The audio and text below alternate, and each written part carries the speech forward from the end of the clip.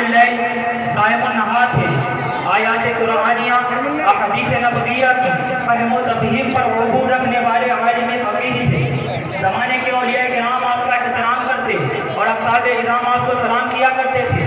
آپ کا کرامت روشن ضمیر ولی کامل ہے. آپ کی طرف منسوب واقعات و کرامات بیان کرنے کے لیے وقت کا دامن تنگے بس ایک واقعے کے بیان پر اپنی تقریر کا اختتام چاہتا ہوں. اس واقعے کے راوی سرکار شادی میاں کے خلیفہ حافظ انور علی شاہ صاحب ہیں. آپ صاحب فرماتے ہیں کہ پہاڑوں میں کچھ دن رہنے کے بعد جب گھر واپسی کے ارادے سے چلا, چلتے چلتے ایک روز ایک صاف شفاف پانی والے چشمے کے پاس پہنچا. چشمے کے پاس پہنچا اور چشمے کے پانی سے وضو کرنے لگا. وضو کے دوران میں نے دیکھا کہ 3 ہاتھی 2 بچوں کے ساتھ اسی چشمے کی طرف چلے آ رہے ہیں اور ایک بڑا ہاتھی درخت کی بڑی ٹہنی اپنی سوڑ میں لیے آ رہا ہے.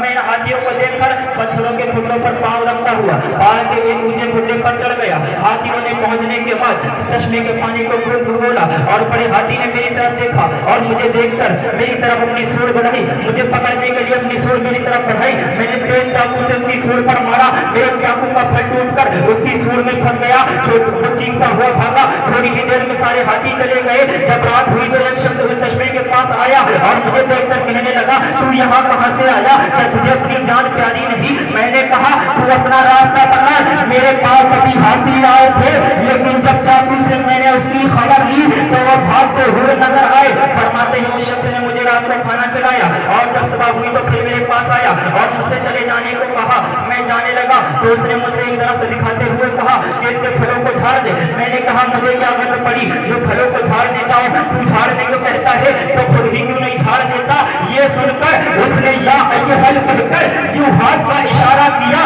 اتنے میں بہت سے پھل نیچے آ پڑے. میں نے اس میں سے تھوڑے پھل چن لیے. ان پھلوں کی شکل شریفہ جیسی تھی مگر بڑے خوش ذائقہ اور بہت میٹھے تھے. جب میں چلا تو اس نے مجھ سے کہا کہ اپنے پیر و مرشد سلطان وقت بادشاہ ولایت کو میرا سلام پیش کرنا. میں نے راستہ پوچھا. اس نے ہاتھ کا اشارہ کرتے ہوئے بتایا. میں تھوڑا ہی آگے بڑھا کہ ایک بنگلہ نظر آیا اور پھر آبادی کا سلسلہ شروع ہو گیا. میں سرکار شاہجی میاں کے آستانے پر پہنچا, سلام و قدم بوسی بجا لایا اور پھر سارا ماجرا بیان کیا.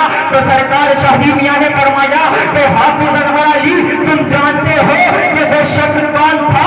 ارے حافظ انور علی, تم جانتے ہو کہ وہ کون تھا؟ تو سرکار شاہجی میاں نے فرمایا, سنو, وہ کوئی عام آدمی نہیں تھا بلکہ اس علاقے کا قطب تھا.